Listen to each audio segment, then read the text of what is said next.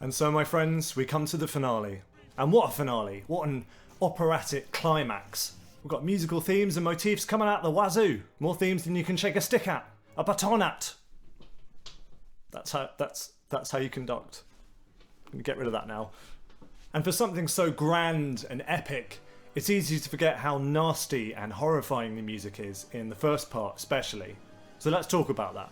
Let's get nasty. I'm Dom the musician. My name's Dom. I'm a musician. Here's my degree.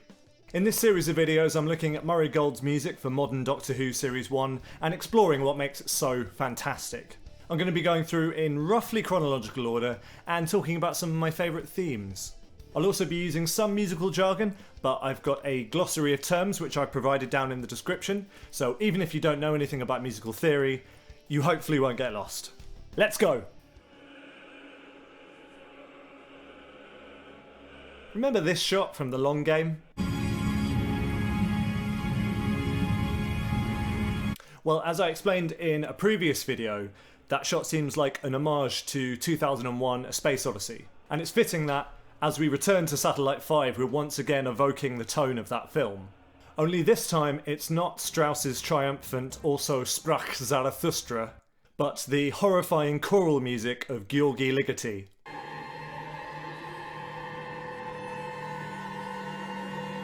As Rose wakes up in the Weakest Link studio, this creepy music starts to fade in. You get this flute melody, which sounds like the Seeking the Doctor theme first heard in episode 1. Only it's a mockery of it. Seeking the Doctor sounds scary, but at least there's some resolution when the melody falls from the minor sixth to the perfect fifth. Whereas this melody just gives you no answers whatsoever. Then the vocals start. Hold on. Must be going rapid. Murray uses a synthesized choir, with one part doing these syncopated atonal stabs, and the other holding these long, hellish chromatic clusters that slowly spread out into insanity. As I said, this is very similar to the Gyorgy Ligeti music used in Space Odyssey. And that's all punctuated with this staccato "ah" from the choir, singing two notes with a tritone interval. You get some more creepy choirs in the Doctor's next scene. Oh, Linda with a Y. The bass drone is on C, but the choir sing a B, creating a major seventh interval. Now, if we were in C major, that would sound really nice. But we're in C minor, so it's a lot more menacing. There's a good horn melody here. It's still in a minor key, but at least it's not clashing with it. Sweet little Linda. It's worse than that. It sounds a bit more heroic, and plus it's on a traditional orchestral instrument rather than a synth or some kind of weird sample, so I like to think it represents the Doctor fighting back. The strings take over, doing a similar thing, but that's when the creepy choir comes back. No stupid little transmat gets inside my ship. That beam was 15 million times more powerful, which means... There's this conflict between consonance and dissonance. This isn't just a game. Then finally, Murray brings it home. Something else going on. Well, here's the latest update from the Big Brother house. I'm getting out. I'm going to find my friends. And then I'm going to find you. This gives me goosebumps. It goes from resolved to unresolved and back again so many times. You know, consonant, then dissonant.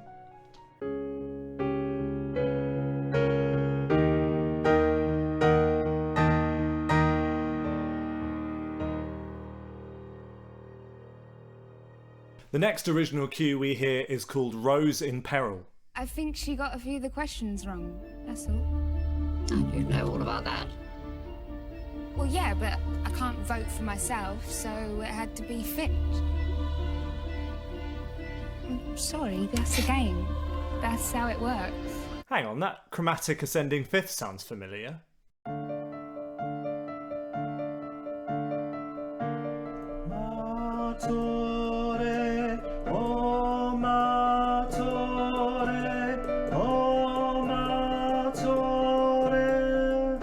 Almost like It's foreshadowing the involvement of certain plunger-wielding baddies. And of course the choir samples are there, always there, punctuating those chromatic rising notes. It crescendos in tandem with Fitch's panic until she's disintegrated, and then just like in the Dalek episode, there's deafening silence. And then who decides to chip in with his opinion? Little Broth, this guy. The two were accompanied by a girl. As he's disintegrated, there's another choir cluster, and then it just drops down to this bass drone on G and this creepy synth part on a D flat. The interval between those two notes being, of course, a tritone, the dirtiest interval in all of music. Ooh, time for some diegetic music now. This is Davina Droid. Crosby, Linda and Strood, you have all been nominated for eviction. So the Big Brother theme was previously used in the opening scene, where it introduced what you could say is quite a silly concept, as well as conveying the Doctor's sense of disorientation. In the next scene though, it's been recontextualised because of what we now know about the game station, so it comes across as a lot darker. Don't get me wrong, it's upbeat and poppy, but that kind of makes it worse, you know? I think Rose was right, it is kind of sick. But it definitely works in my opinion, especially this moment. Crosby, please leave the Big Brother house. It's like the bottom's dropped out. You can really empathise with Crosby's fear. The bass drop is like that feeling you get when you're suddenly really afraid and your heart's in your mouth. Section in 5, 4, 3. And then of course, as soon as she's disintegrated, what do we get? Deafening silence. Because unless you're Broth, you can't have music playing after you've died, can you?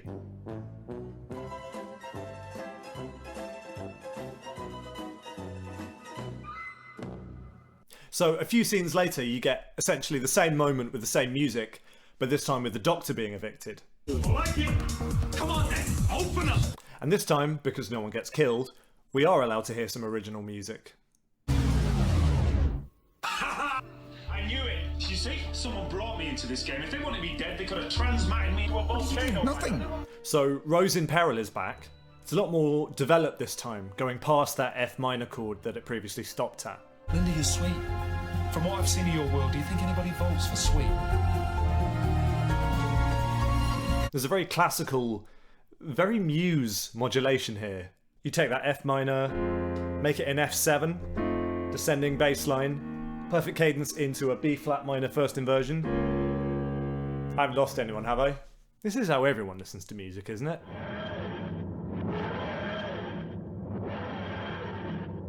Okay, I'm so excited to talk about the music of this next scene.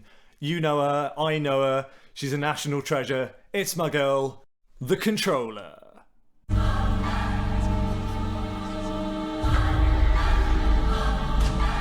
I remember watching this two-parter at a sleepover when I was 12 and just not being able to sleep because I had this horrifying music in my head. Every time I was about to drift off, I'd just hear a, "Oh!" Controller, we have a problem. Continue working. We have a security problem. Continue working. The Controller's first two lines are immediately preceded by these stabs. Now, I like to think they represent orders that she's receiving from the Daleks. And it makes sense that they would sound like that. The choir are obviously used to represent them throughout Murray's music, and that staccato, stabby delivery sort of it emulates the way that they speak to people. No one may enter Arcode 6. Return to work. Ooh, that's another tasty Murray Gold pitch bend there.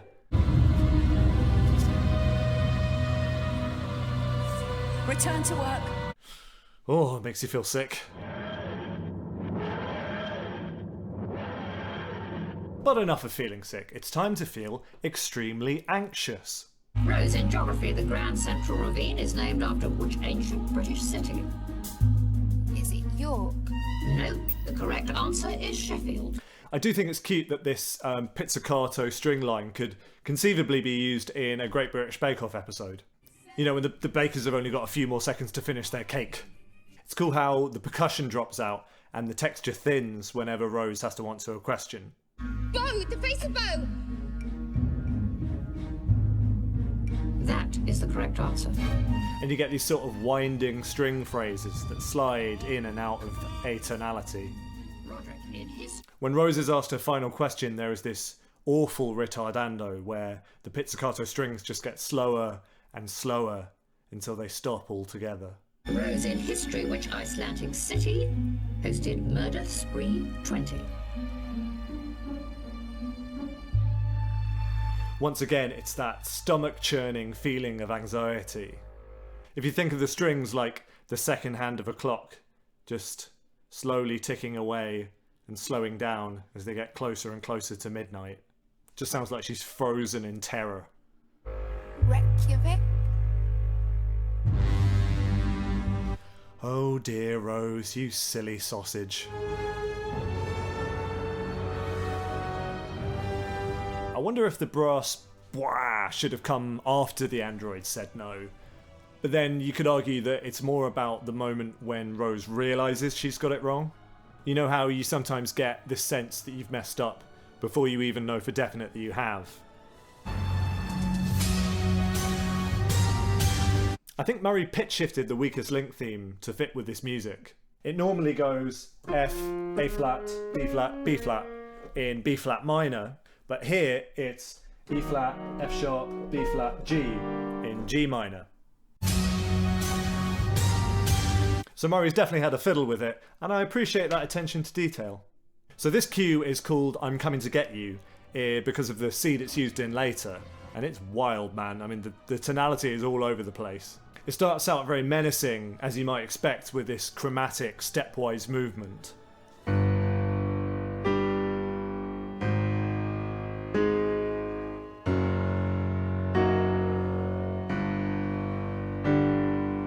But then it goes somewhere a bit more interesting with this modulation to B major. You've lost! Roderick, I'm not meant to be.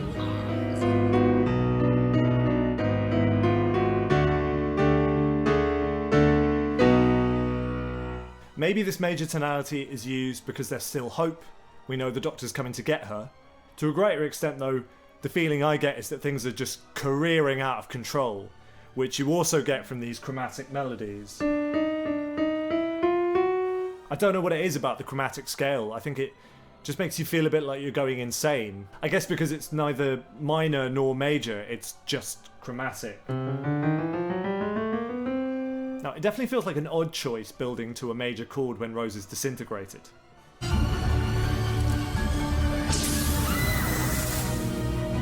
You'd think the music would be like, oh no! Oh no, he died! But no, I guess we're in a major key and by God we're sticking to that. It does in some ways feel like the music in this scene is not on our side. It's on the side of the game station and our heroes are just not in control. Maybe Rose's disintegration was inevitable. From here though, it does segue into more traditionally tragic music when it modulates to F minor and then A flat minor.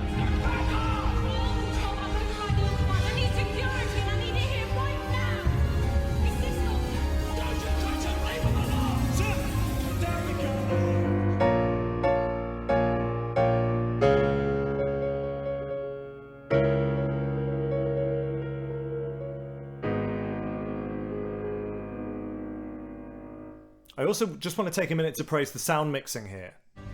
Firstly, you got all this crosstalk, which really puts you on edge. I'm not meant to be. The strongest link. I need to find the Doctor. He's gotta be here somewhere. If you've ever seen Uncut Gems, you'll know that that uses a similar technique. You don't have it? What do you mean? You got it. And then as the scene goes on, the dialogue just gets lower and lower in the mix, making you feel like no matter how much the characters shout, they're powerless to stop the inevitable. And then of course it just fades out entirely as the music slows to a standstill and Murray holds on this A flat minor chord as the camera holds on the Doctor's face. Sir, I'm arresting you under private legislation 16 in station 6.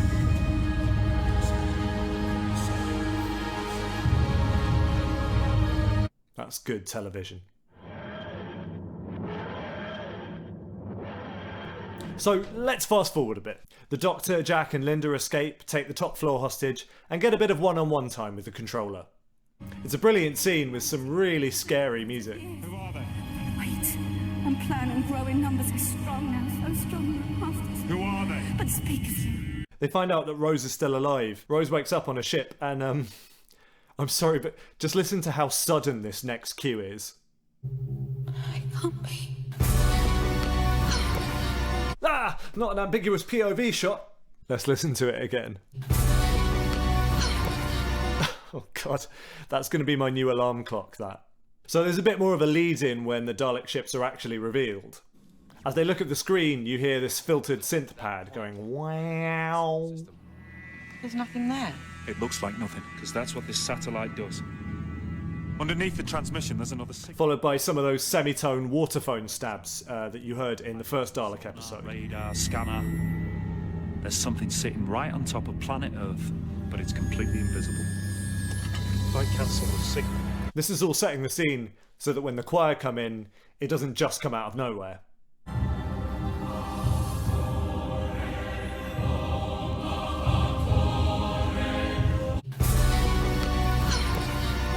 See what I mean? God. So now we hear the Dalek theme in full force for the first time since the stairwell scene in episode 6. And for my full thoughts on Dalek music, you can just watch that video. But to summarise, it's a great theme. It's really simple. It just rocks on these two chords. And there's something so strong about even just that bass line.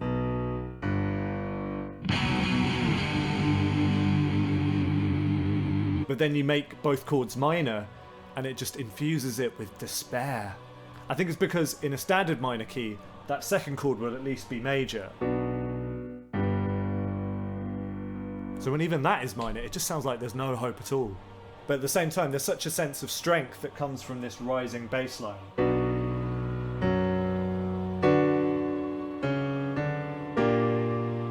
Sort of makes it sound like the Daleks are ascending to their rightful place as masters of the universe. And the strength also comes from the choir. Like I explained in the Dalek video, there's this idea of strength in numbers.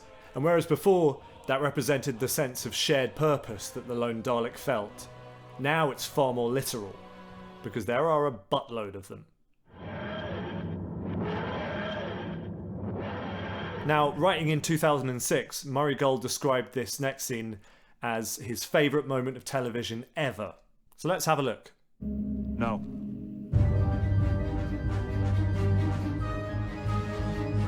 What we get here is a repeat of the track I'm Coming to Get You, which gets its name from this scene. In terms of tone, it's a mirror image of the Rose disintegration scene. Then you had a situation that had every right to be dark and despairing, but the music still featured all these major chords. Here we're starting off in quite a bleak place. You know, the Daleks have captured Rose, they're preparing to invade, but this time the hope is real, and all the disorientation of those chromatic melodies and weird harmonies, that's the Daleks' problem. You know, there's strength in the music, but this time it's all the Doctors, and the Daleks are the ones on the back foot. Actually, you know what this sounds like? It sounds kind of like the last song of the first act of a musical, where you've got to set everything up for the second act and make sure the audience come back after the interval.